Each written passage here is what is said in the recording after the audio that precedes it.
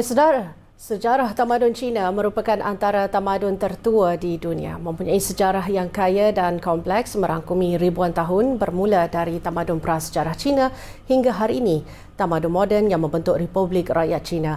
Bagi mengenal pasti kedatangan tamadun di Cina, pakar arkeologi telah menjalankan ekskavasi di 55 tapak sejarah seluruh negara tembok besar itu. Dan antara yang menjadi kebanggaan mereka adalah tapak arkeologi bersejarah Ling Jiatan yang terletak di daerah Hanshan, Provinsi Anhui, China yang ditemui pada tahun 1985. Ikuti laporan yang disediakan oleh saya. Penggalian besar-besaran yang bermula pada tahun 1990-an oleh pakar arkeologi menemui pelbagai artifak seperti tembikar dan pembinaan batu besar. Penemuan ini membuktikan kewujudan sebuah masyarakat yang sangat maju dengan kemahiran pertukangan dan organisasi sosial yang canggih. Menurut Kurata Taman Tapak Arkeologi Negara Ling Jiatan, Liu Min, salah satu aspek yang paling mengagumkan di tapak Ling Jiatan ialah kekayaan artifak jade.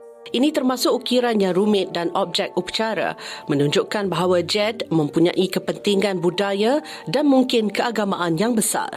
In Lingjiatan site, we have excavated about more than 3,000 cultural relics, and among them, more than 1,000 are jade wares. So all the jade wares they have excavated are very delicate in design, and that proves their producing technique is very high. Tapak ekskavasi Ling Jiatan ini telah melalui proses ekskavasi sebanyak 14 kali oleh 3 generasi yang berbeza.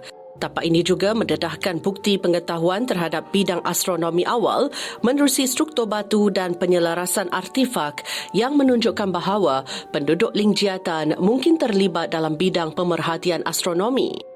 Ini terbukti dalam susunan struktur tertentu yang selaras dengan objek-objek bagi mengukur cakrawala menunjukkan pemahaman mereka mengenai astronomi. We can say that Lingjiatan has entered an early period of civilization, and it is the one of the important birthplace of Chinese civilization. And we have some new findings. We have discovered a sacrificial pit, and among them we have found about more than 200 cultural relics.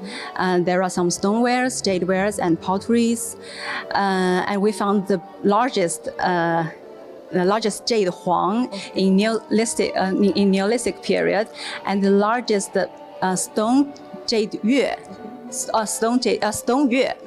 yue axe also in Neolithic period, the largest one. Penemuan ini amat penting apabila ia menunjukkan perkembangan tamadun awal Cina dan menekankan kepentingan lembangan sungai Yangtze pada zaman prasejarah. Hari ini, tapak ini dijadikan sebagai Taman Arkeologi Ling Jiatan yang berfungsi sebagai sumber pendidikan dan budaya yang penting memelihara warisan dan mempromosikan kajian tamadun purba Cina yang berasal dari kira-kira 5,300 hingga 5,800 tahun lalu yang membuktikan bahawa ia dari zaman Neolitik akhir. Laporan Noliana Zulkifli bersama juru kamera Muhammad Amiruddin Shah, Anhui, China.